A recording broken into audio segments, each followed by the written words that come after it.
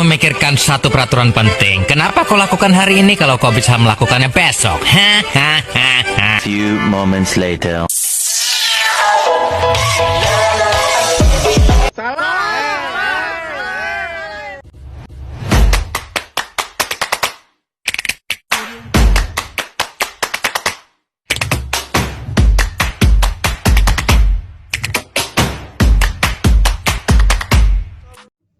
Selamat siang, terima kasih atas waktu dan kesempatan yang telah diberikan kepada saya. Pada kesempatan ini, saya dari tim 5, nama Katerina Angelina Hua, dengan NIM 240830000158. Perkenalkan, nama saya Trijuan Semersai, NIM 2408300014, kelas 1G. Perkenalkan, nama saya Kerubim Pedro Geopolo Radowara dengan NIM 240830004143. Oke, terima kasih. Saya atas nama Rosalina Bua dengan NIM 240830000155.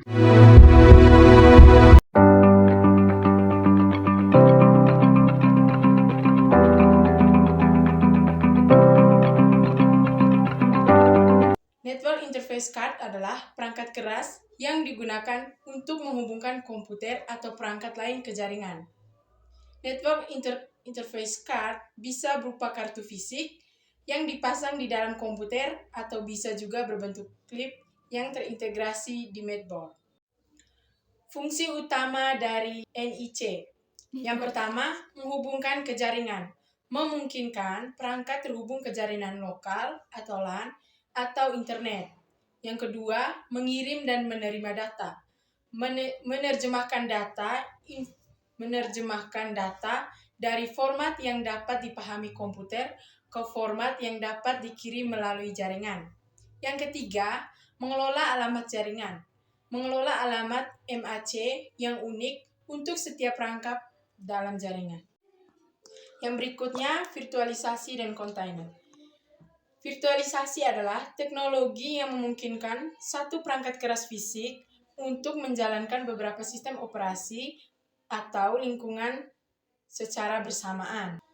Kontainer adalah metode untuk mengemas aplikasi dan dependensinya agar dapat dijalankan secara konsisten dan di berbagai lingkungan. Fungsi dari virtualisasi. Yang pertama, memungkinkan menggunakan sumber daya secara efisien, meningkatkan pemanfaatan hardware, dan memudahkan pengelolaan dan pemeliharaan sistem. Yang kedua, kontainer. Fungsi dari kontainer yang pertama, memberikan isolasi yang lebih ringan dibandingkan dengan virtualisasi, memungkinkan pengembangan untuk membangun, menguji, dan menyebarkan aplikasi dengan cepat. Cara kerja virtualisasi. Virtualisasi bekerja dengan menggunakan hypervisor yang bertindak sebagai lapisan antara perangkat keras dan sistem operasi. Hypervisor dapat dibagi menjadi dua. Ada tipe 1 dan tipe 2. Tipe 1, bar metal. Bar metal berjalan langsung di atas perangkat keras seperti Virtual Machineware, Virtual Sphere, dan Microsoft Hyper Virtual. Tipe 2, hosted. Hosted berjalan di atas sistem operasi seperti Oracle, VirtualBox, dan Virtual Machineware Workstation. Kontainer mengandalkan kernel dari sistem operasi host untuk menjalankan aplikasi. Setiap kontainer berbagi kernel yang sama, tetapi memiliki ruang pengguna dan sistem file yang terpisah. Teknologi seperti Docker dan Kubernetes sering digunakan untuk mengelola kontainer. Di sini saya akan menjelaskan cara kerja dan penggunaan virtualisasi dan kontainer. Untuk virtualisasi sendiri, cara kerjanya yaitu menggunakan hypervisor untuk menjalankan beberapa aplikasi dalam satu mesin fisik. Masing-masing menggunakan sumber dayanya sendiri, dan juga untuk penggunaannya yaitu konsolidasi server, pemulihan bencana, dan pengujian perangkat lunak di berbagai lingkungan. Berikutnya adalah kontainer. Kontainer untuk cara kerjanya sendiri yaitu mengisolasi aplikasi dan dependensinya dalam lingkungan yang terpisah, menggunakan kernel OS yang sama sehingga tanpa memerlukan lingkungan yang terpisah. Untuk penggunaannya yaitu pengembangan dan pengujian aplikasi yang cepat, portabilitas yang tinggi, dan efisiensi dalam penggunaan sumber daya. Sekian dari saya. Jenis-jenis virtualisasi dan kontainer. Virtualisasi dan kontainer merupakan dua teknologi yang sangat penting dalam dunia komputasi modern. Keduanya memungkinkan kita untuk menjalankan berbagai sistem operasi dan aplikasi pada satu perangkat secara efisien. Poin pertama, virtualisasi. Virtualisasi adalah teknik yang memungkinkan satu perangkat keras untuk menjalankan beberapa sistem operasi secara bersamaan. Ini dilakukan dengan membuat mesin virtual atau VM yang merupakan salinan virtual dari perangkat keras secara fisik. Setiap VM memiliki sistem operasi sendiri, aplikasi, dan sumber daya yang dialokasikan. Yang kedua, jenis-jenis virtualisasi. Virtualisasi sistem operasi atau OS virtualization. Jenis virtualisasi yang paling umum di mana sistem operasi tamu dijalankan di atas sistem operasi host. Contohnya adalah VMware, VM Workstation, VirtualBox, dan Parallel Desktop. Virtualisasi perangkat keras atau hardware virtualization. Virtualisasi ini memungkinkan perangkat keras fisik untuk dibagi menjadi beberapa mesin virtual.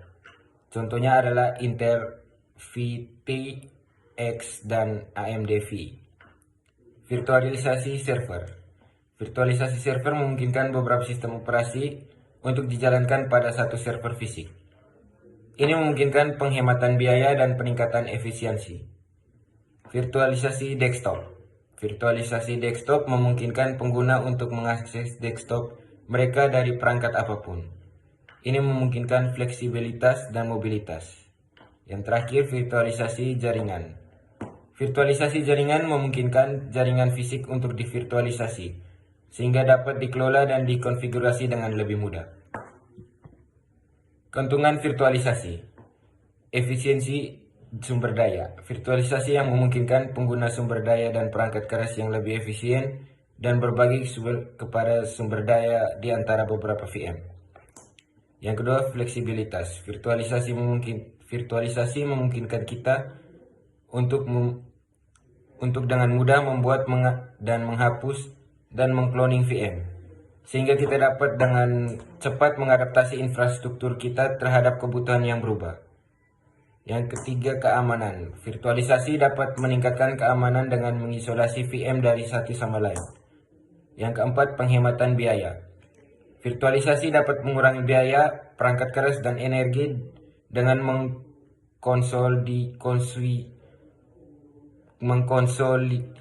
mengkonsolidasikan beberapa server fisik ke satu server.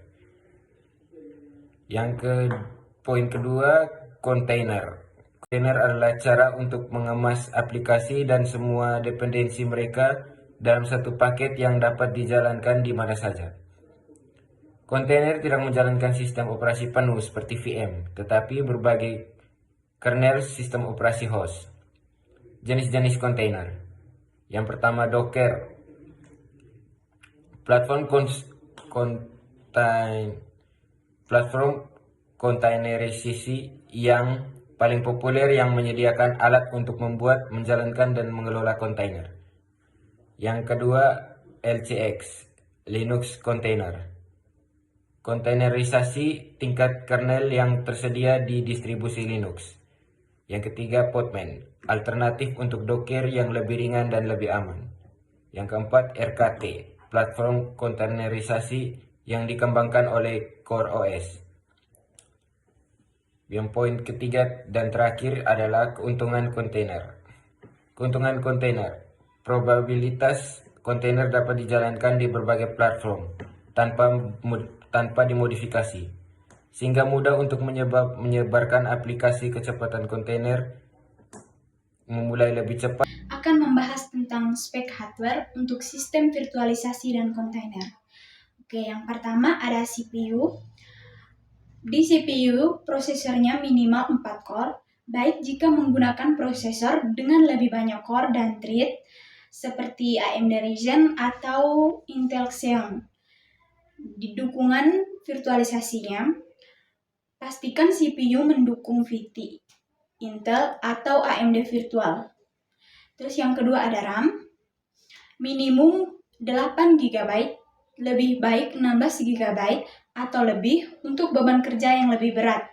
Rekomendasinya, pertimbangkan 32 GB atau lebih jika menjalankan banyak virtual machine atau container. Yang ketiga ada penyimpanan. Tipenya solid state drive untuk kecepatan baca atau tulis yang lebih baik. Kapasitasnya minimal 256 GB, lebih baik 512 GB atau lebih untuk menyimpan sistem operasi dan data. Nah, yang keempat ada jaringan.